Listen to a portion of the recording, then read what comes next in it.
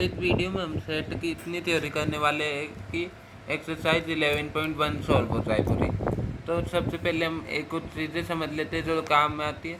सबसे पहले n से हम नेचुरल नंबर्स के सेट को डिनोट करते हैं। अब नेचुरल नंबर्स क्या होता है, 1 से लेके अगर हम इन्फिनिटी तक जाएंगे तो वो नेचुरल नंबर्स होंगे। फिर बाद में हम इस पूरे सेट में 0 को और ऐड कर देंगे तो वो होल नंबर बन जाएगा। अब हम 0 से पीछे भी वाले भी इंक्लूड कर दें, जैसे कि 0, 1 अप टू इन्फिनिटी, -1, -2 नेगेटिव वाले भी इंक्लूड करके इन्फिनिटी तक ले जाए तो फिर बाद में ये इंटीजर्स बन जाएगा। अब इंटीजर्स में अगर z प्लस लिख रखा है यानी कि पॉजिटिव इंटीजर, यानी कि हमें इस साइड के को इग्नोर कर देना है 1 से लेकर इन्फिनिटी तक का, उन्हें नेचुरल नंबर्स भी कह सकते। ऐसे ही z माइनस लिख रखा हो तो अकेला नेगेटिव इंटीजर्स, तो फिर बाद में इसे इग्नोर कर देंगे -1 से इन्फिनिटी तक, तो फिर बाद में ये बन जाएगा z माइनस से डिनोट करते, ये z के ऊपर एक छोटा सा माइनस बना देते हैं यहाँ पे। फिर बाद में आता है क्यू से हम डिनोट करते हैं सेट ऑफ रेशनल नंबर, जो कि डेसिमल भी हो सकते हैं या कुछ भी, जिन्हें हम p/q की फॉर्म में लिख सकते हैं। फॉर एग्जांपल √3 है, ये एक रेशनल नंबर है, तो इस टाइप के नंबर को छोड़ के जिनका p/q में जो नंबर आए वो रिपीटिंग भी ना हो और वैसे सेम नंबर रिपीट ना होता हो, उसे हम कहते हैं रेशनल नंबर। फिर बाद में आता है रियल नंबर। रियल नंबर में रेशनल भी आ जाते हैं, रेशनल भी, जैसे ये √3 वाले भी इंक्लूड हो जाते हैं। लेकिन फॉर एग्जांपल हमारे पास में क्वेश्चन में x² + 1 = 0, तो x² की हमारे पास में वैल्यू आ रही है -1, तो x = ये -1, पर ऐसा कोई नंबर एग्जिस्ट करता ही नहीं, क्योंकि आप किसी भी नंबर का स्क्वायर कर दो वो कभी भी -1 नहीं हो सकेगा, इसलिए ये एक इमेजिनरी नंबर हो जाएगा, तो ये आज सेट ऑफ रियल नंबर में नहीं आएगा। फिर आते हैं सेट की डेफिनेशन पे। सेट होता क्या है? Set is a well defined collection of objects. अब यहाँ पे हम सेट के अंदर कलेक्शन ऑफ ऑब्जेक्ट भी लिख सकते हैं। अब सेट के अंदर होते ऑब्जेक्ट बोल सकते हो, उन्हें मेंबर्स बोल सकते हो, ऑब्जेक्ट, मेंबर्स या एलिमेंट कुछ भी बोल सकते हो।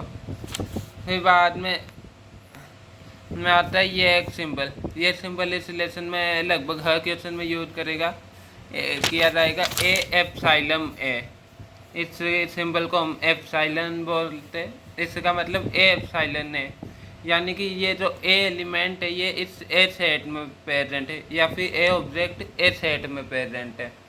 अब ये हम सेट को जनरली कैपिटल लेटर से डिनोट करते हैं, जैसे कि कैपिटल ए, कैपिटल बी, इस टाइप से। और अगर हमने एप्सिलॉन को लिख के एक स्लैंट डायगोनल में ऐसे टेढ़ी लाइन बना रखी है, इसका मतलब है कि ये जो ए एलिमेंट है वो बी सेट में नहीं है, अगर हमने ये टेढ़ी लाइन खींच रखी है स्लैंटिंग को। अब सेट को रिप्रेजेंट करने के दो मेथड्स हैं, पहला है रोस्टर फॉर्म, दूसरा है set builder form. Roster form में क्या होता है, हम उस सेट में जितने भी एलिमेंट्स हैं उन सभी को ऐसे ये ब्रैकेट बना के लिख देते हैं। For example set of vowels. Vowels क्या होते हैं, जिनके अंदर एक सेट होते हैं जो हम इंग्लिश में जानते हैं। ये वोवल्स क्या होते हैं, फॉर एग्जांपल हम कोई भी वर्ड बोलते हैं, प्रोनाउंस करते हैं कोई भी वर्ड, अम्ब्रेला, इसमें एक ही साउंड आ रही है वोवल्स की, तो वोवल्स की साउंड आते हैं, लेकिन ये इंग्लिश का, यहाँ पे बस ये ध्यान देंगे अगर सेट ऑफ वोवल्स है तो उसमें हम सारे वोवल्स लिखेंगे। फिर बाद में अगर हम ऐसे भी लिख सकते हैं, फॉर एग्जांपल ये कोई सेट है ए, इसके अंदर एलिमेंट 1, 3, 5, 7, 9, अगर हमने इस टाइप से लिख रखा है तो ये रोस्टर या टेबुलर फॉर्म होएगा। सेट बिल्डर फॉर्म में वो आपको सेट के एलिमेंट ना देके उन्हें बनाने का प्रोसेस देगा। यहाँ पे ये सिंबल आ जाएगा, ये वाला एक्स, पहले तो ये लिख देगा a = फिर बाद में एक्स के आगे ये वाला डॉट वाला ये एक सिंबल आएगा, और उसके आगे दे देगा कंडीशन। जैसे कि यहाँ पे a is equal to X और x इज बबल, तो ये सेट बिल्डर फॉर्म में हो गया। अब इसमें से सेट आपको खुद को बनाना है। ऐसे ही a is equal to Z और z is equal to 1 + 2n, और n 0 से लेके 5 के बीच में, यानी कि 5 से कम और 0 के इक्वल भी हो सकता है।